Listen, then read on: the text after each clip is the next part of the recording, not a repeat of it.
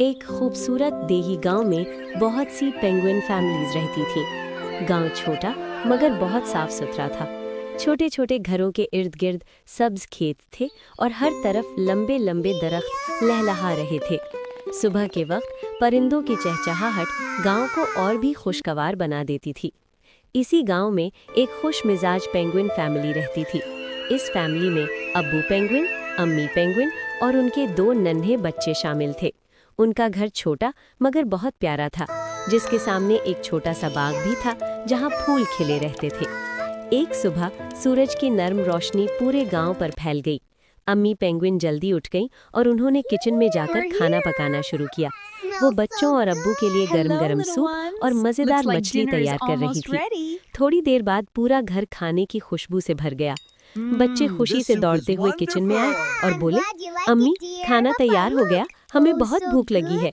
अम्मी मुस्कुराकर बोली, हाँ मेरे प्यारे बच्चों, आओ सब मिलकर खाना खाते हैं। फिर पूरी फैमिली मेज के गिर्द बैठ गई और मजे मजे से खाना खाने लगी।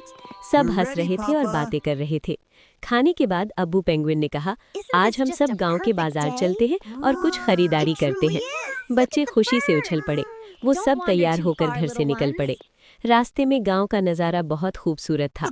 सब्ज खेत हवा में लहरा रहे थे, दरख्तों के साए ठंडक दे रहे थे और रंग बिरंगे फूल रास्ते को और खूबसूरत बना रहे थे।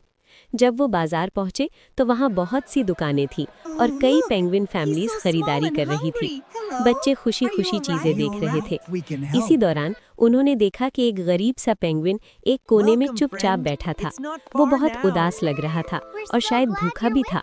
अम्मी पेंगुइन ने नरमी से पूछा, आप यहाँ अकेले क्यों बैठे हैं? गरीब पेंगुइन ने आहिस्ता से कहा, मैं बहुत भूखा हूँ और मेरे पास खाने के लिए कुछ नहीं है। ये सुनकर पूरी फैमिली को उस पर बहुत तरस आया।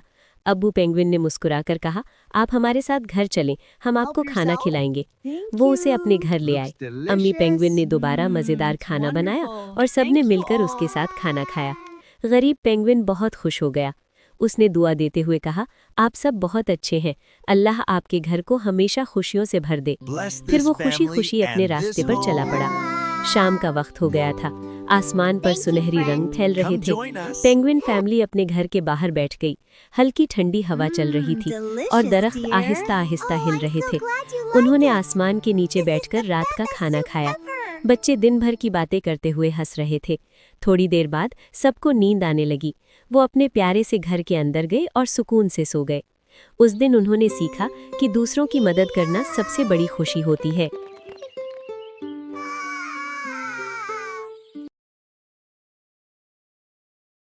Like